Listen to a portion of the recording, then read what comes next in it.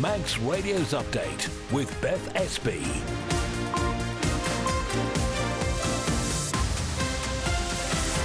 Fastamai, good evening. Welcome to Update, your weekday roundup of what's been happening news-wise on the Isle of Man. Coming up before 5:30, an MHK raises concerns that another major whistleblowing case could damage the island's reputation and cost a lot of money.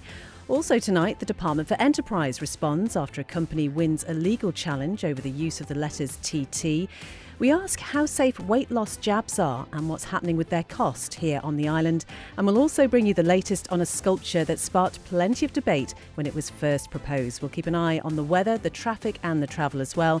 And as ever, if you'd like to get in touch about any of the stories, you'd be more than welcome. You can email studio@manxradio.com or text 166 177. We'll start with a roundup of the day's main news headlines with Lewis Fastamai. Fastamai. It's understood emergency services are responding to an incident in Peel.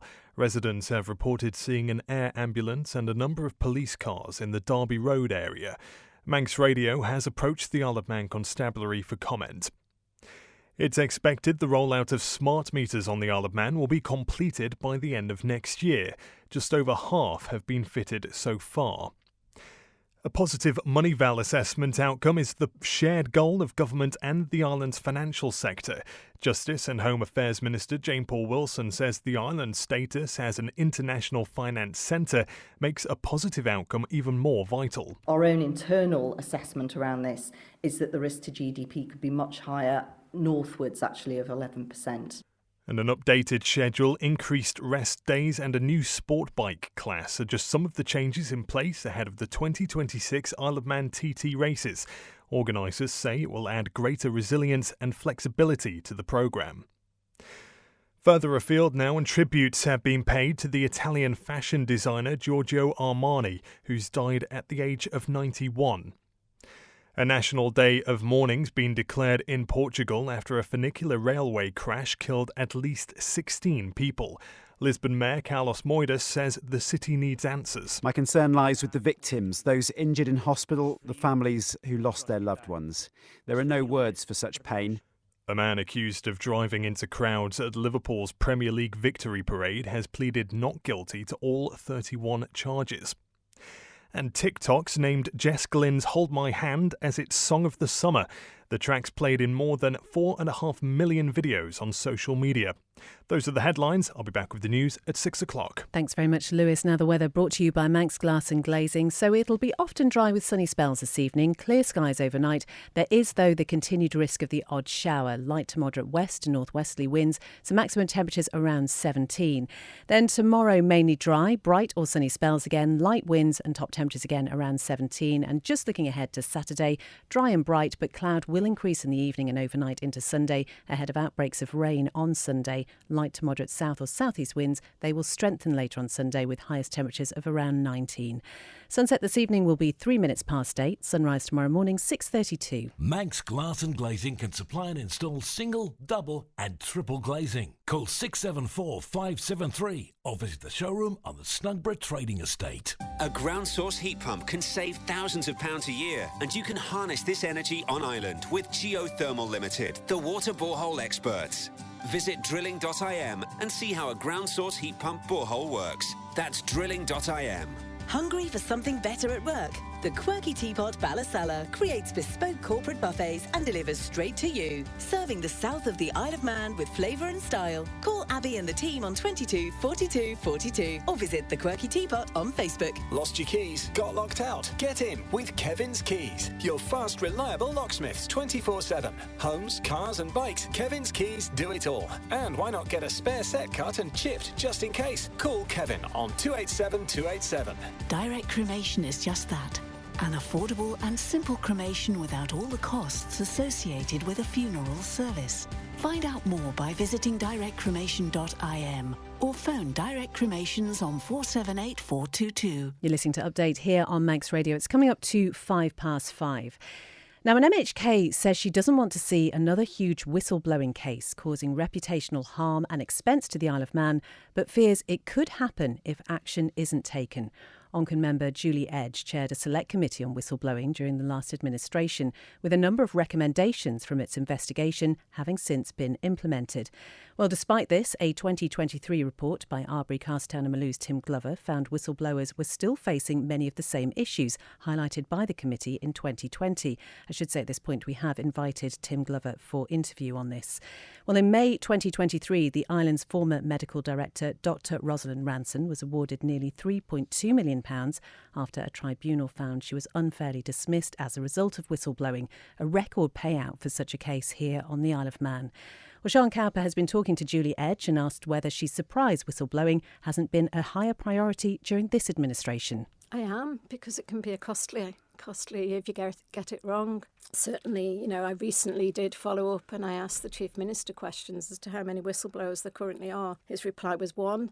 I'm supporting people through the processes and guidance in the policy areas. And, I'm not so sure that figure's correct. And, I'm still waiting for him. He's agreed he will look at that and come back. He hasn't come back as yet with regards to that. The other thing that I'm also finding is when it arrives with a manager, it looks like they think, oh, we need to make this not be whistleblowing. I'm sorry, your starting point has to be this is whistleblowing and no detriment to the employees. In terms of the whistleblowers that you mentioned you're speaking with today, I appreciate you won't be able to go into specifics of those cases, but are they similar issues that come up time and time again, or is it something that's developed in the last few years? Similar issues, lack of knowledge, expertise in the services. It's just complete breakdown of relationships is what I'm seeing the minute a whistleblower comes forward, and that's not how we should be treating anybody. We should be treating them because they're doing it in the public's interest. The public of the Isle of Man deserve their cases to be thoroughly investigated. There's just over a year now left for this administration. What would you like to see done in the next 12 months to tackle this? I've met with the Chief Minister. I've told him my concerns. I'm very aware of what's happening to individuals and the detriment to them. My concern going to him was we don't want another huge case on the Isle of Man that's going to cause reputational damage to the Isle of Man, to the services and to the hard-working people. So let's deal with it appropriately and correctly.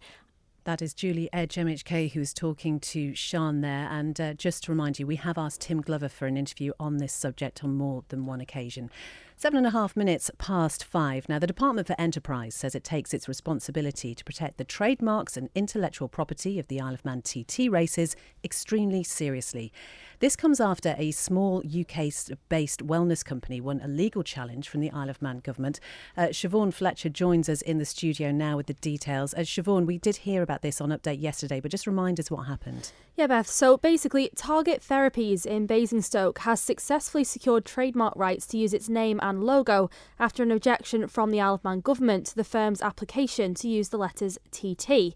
The Department for Enterprise told us that it's standard practice under trademark law to review applications and, where appropriate, formally raise objections where they may overlap.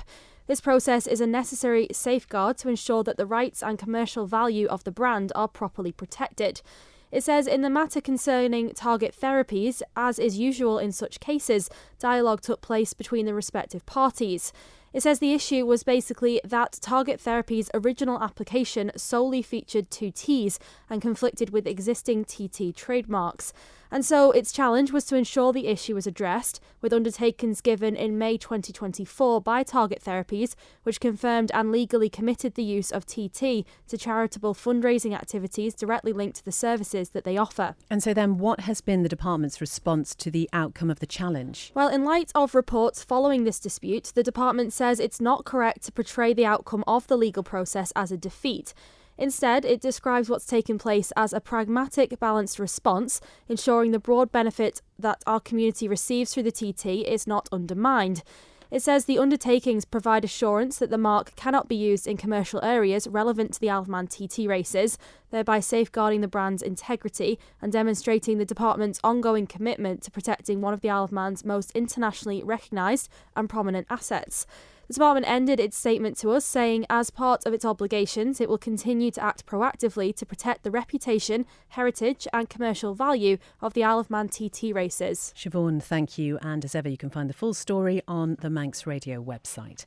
5:10, and we're going to stay with TT because an updated schedule, increased rest days and a new sport bike class are on the horizon. Just some of the changes that have been announced today.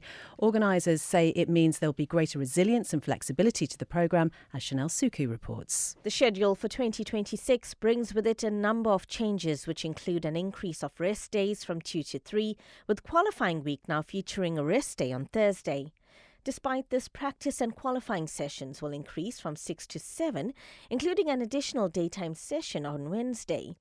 The number of contingency opportunities will also increase to create additional windows of opportunity in the event of poor weather or delays.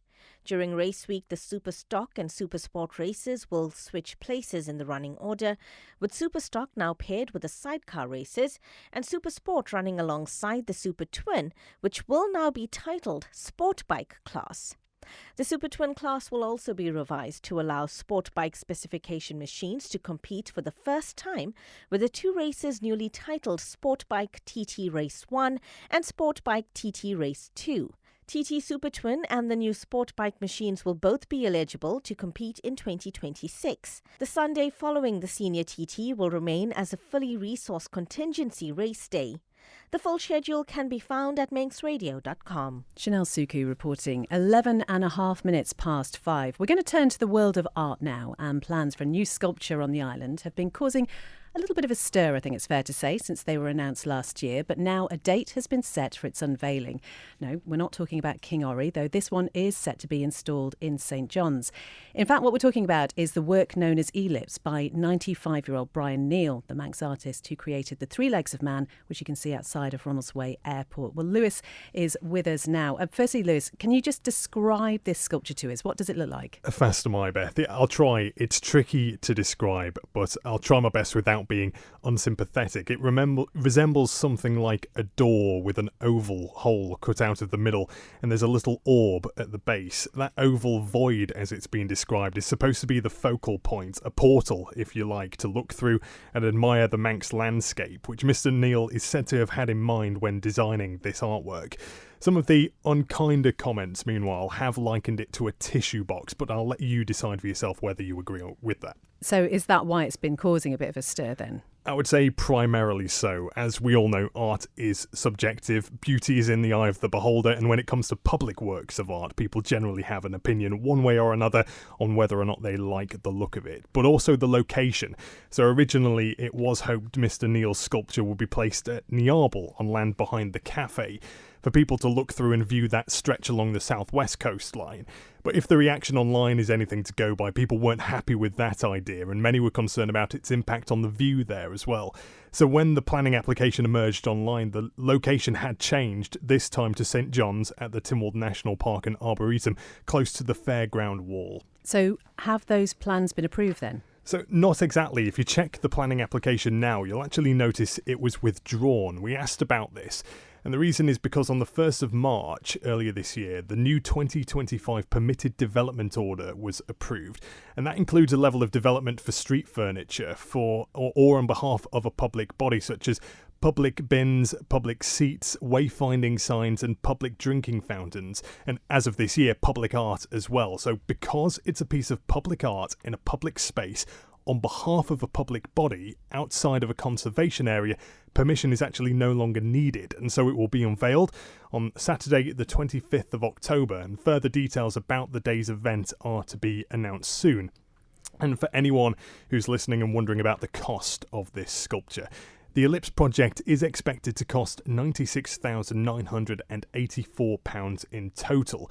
The bulk, £60,000, is to come from the Isle of Man Arts Council via a lottery-funded grant. A further £29,000 is to come from the Royal Academy Frampton Fund, £5,000 from the Neal family themselves, and £2,984 from Culture Vannin. Lewis, thank you very much indeed. It's coming up to 5:15. Manx Radio Travel, driven by Quayside Tyres and Service Centre. Well, as Lewis mentioned in the news headlines, we are aware of an incident of some sort in the Peel area. We believe it's around the Derby Road area, so do take care if you're travelling home that way this evening. Other than that, nothing to report on the police pages. Looking down at the airport, all looks pretty good, all running to time. And the latest from the steam packet. The Manxman is due into Douglas at around about 6 p.m. It'll be heading out to Heysham again at 7:45. And the Manannan on its way to Liverpool, expected to get there around about half an hour from now. Quayside Tyres and Service Centre with 1 year's free engine warranty from Castrol. Get more with Now, we've been hearing a lot about weight loss jabs recently, especially following last week's news about an increase in the price of one of them, Mounjaro. But what is the situation here on the island? Well, Nick Kay is a pharmacist from Kingsley Mooti Pharmacy in Ballasalla, and he's been talking to Andy Wint. There's been a direction from America which says Europe pays too little for the Mounjaro injections, and therefore a price increase has come across to us. So we had a couple of issues. Not only is the price, which has been a challenge for us to sort of manage and monitor, but also maintaining supply for people that need the medicine, and really difficult. I'm really proud with the way the teams have worked to sort of maintain that supply. To use us as an example, other providers are out there. Before the beginning of this week, the top strength we were sort of selling at $199. We were told we were going to buy that for $330. So you can see the price with which that jump has come is huge. And actually, if somebody's been on treatment for a while, that sudden jump in cost, which hit us all, the industry and patients, all within an hour or two, was really difficult to react to. Is this safe, Nick? We're not going to find out in 10 years' time that it was dangerous. Yeah, I mean, with all data comes through, what we would say is that there are serious side effects and there are more manageable side effects, and you have to really check with your prescriber or your clinician whether or not these things are safe or appropriate for you. I say frequently in my consultations, my only job is to keep people safe. The one thing that we do warn everyone around is the risk of acute pancreatitis, which is a severe condition but is quite rare, and we have to explain and people know what those symptoms are.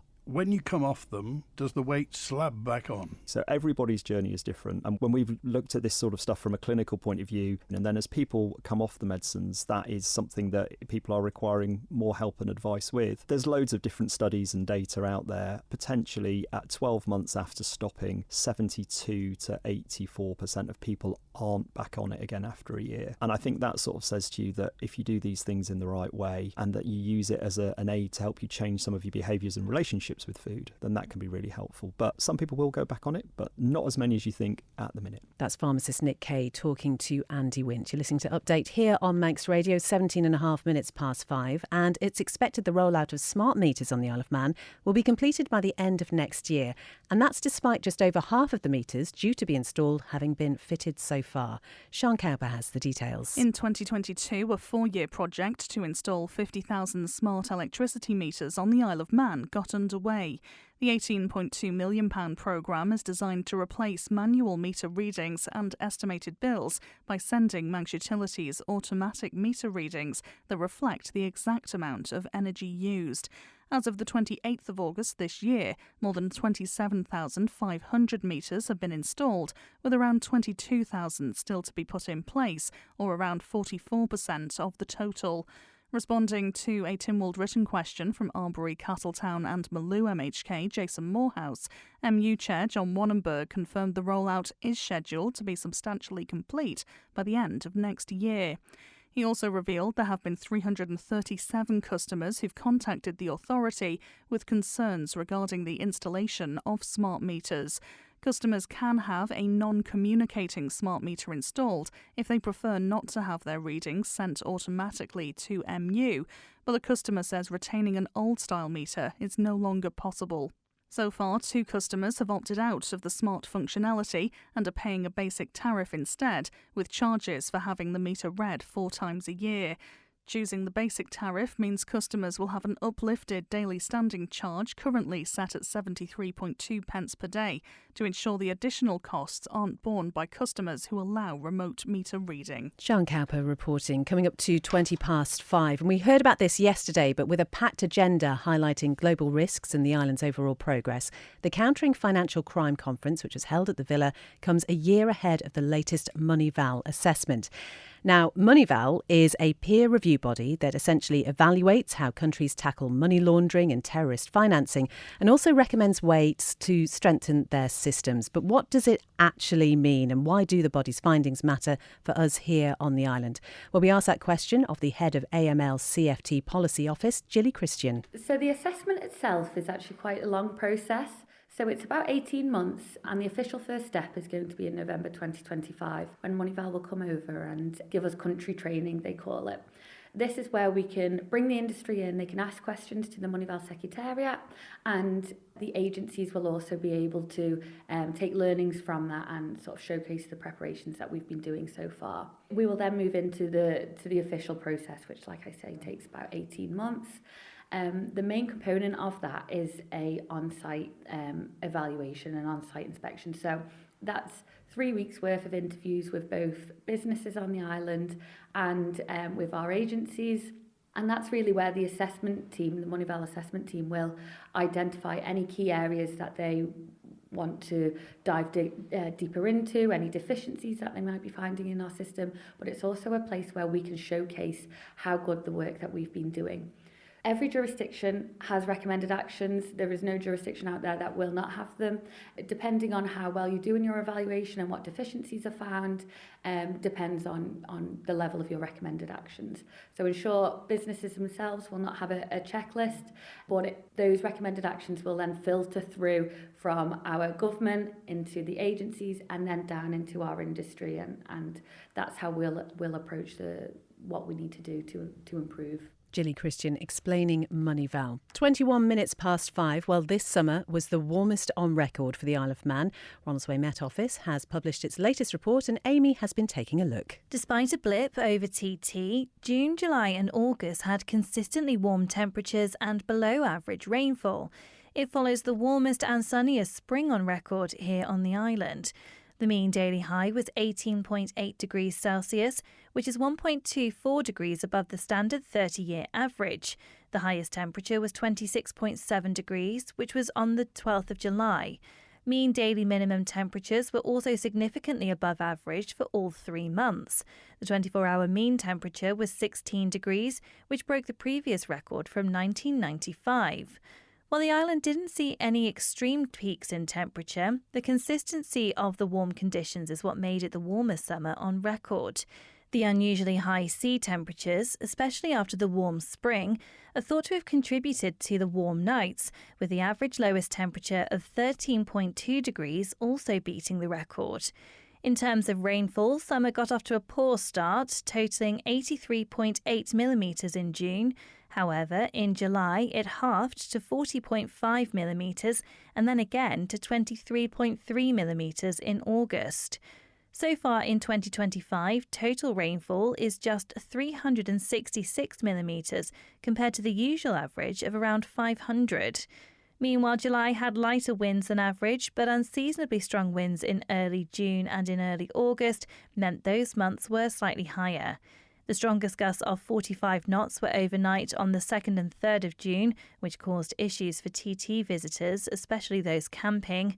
Storm Floris came close, though, with gusts of 42 knots being reported on the 4th of August. Amy Griffiths reporting. 23 minutes past 5, and the Isle of Man professional boxer Sam Rennie defended his WBC belt in Australia last Friday. He beat the Indonesian fighter by a technical knockout to win his 5th fight from 5, and Rennie told Darren Timpson how he's remaining calm. You're just having a fight, if that makes sense, and try and take that unnecessary pressure off you, because fighting is stressful enough as it is, never mind with, this is your first fight as a champion, or this is a fight for a title or anything. Just go out and perform and do what you do best, and enjoy it. My brothers are the first to critique me, especially if they think I'm getting too big for my boots. But yeah, I'm just riding on a big confidence wave at the minute. The performances are showing that, and I'm confident, as well as just staying in the gym all year round. I'm living the life. I'm not going out and drinking and partying or getting out of shape. I'm staying fit all year round, which is actually something new for me as well. This is the first year I've given up alcohol, and I definitely think it's made a big difference. So my oldest brother, his words of advice before the fight was, "Don't be stupid," word for word. And I knew what he meant by that. He meant basically, don't be putting your hands down and sticking your tongue out to the crowd. So they definitely keep me. And I respect both my brothers. Like I look up to them both on the boxing aspect of things as well as in life. So, I will listen to what they say, and if they tell me to tone it down, they tell me to tone it down. If they give me my praises, I know they're real. So yeah, they definitely have a big influence in my boxing career and even in my style as well. Like they know how I like to box, so they know the right bits of advice to tell me. And yeah, and to be honest, with my dad, we come from just a normal family, a hard-working family, and my dad's the hardest worker I've ever met. So I don't think we're the type of kids, to be getting cocky or. Don't get me wrong, we can have our fun now and then, but it would never get over the top. I always stay humble and remember that we're just a normal lads from the Isle of Man just trying to make it in life. That is Sam Rennie talking there to Darren Timpson. We're going to stay with sport now because here's our sports editor, Rob Pritchard. Good evening. Fast am I. Starting with motorsport, and the Isle of Man team has been confirmed for the return of the Celtic match races later this month. 12 solo riders and 4 sidecar crews will fly the Manx flag at the meeting being held at East Fortune in Scotland on the 20th and 21st of September. The event sees motorsport teams from the island, from Republic of Ireland, Isle of Man, Scotland and Wales taking part in a series of races and looking to win the Celtic Sword of Honour. It'll be the first time in 15 years the races have been held, with the last coming in 2010 on the Isle of Man, which the Manx hosts went on to win at Derby. Furthermore, it's also been announced the Isle of Man will host the races in 2026. Among the Isle of Man solo competitors for this year's races, Jamie Kringle and Rory Parker are due to contest the Superbike races, whilst Kyle Casement and Grant Thompson are selected for the 600cc class. Involved in the pre-injection 600s will be Lex Caval and Paul Morby. Francesco Ferraldo and Aaron Redmond are pending for the Super Twin races. Elsewhere, the CP500s will feature Isle of Man competitors Sam Bowers and Ewan Hunter, with the juniors to include both Ewan Bainborough and George Cowie. Meanwhile, the Isle of Man sidecar entry will feature reigning TT champions Ryan Crowe and Callum Crowe, 2024 ARA sidecar centre champions Jim Gale and Ben Gale, TT competitors Darren Hope and Lenny Bumfrey, as well as Stu Bainborough and Liam Wood. Elsewhere, in cycling, it was a challenging day for Manxman Matthew Bostock and the Great Britain cycling team on Stage 3 of the 2025 Lloyd's Tour of Britain men this afternoon.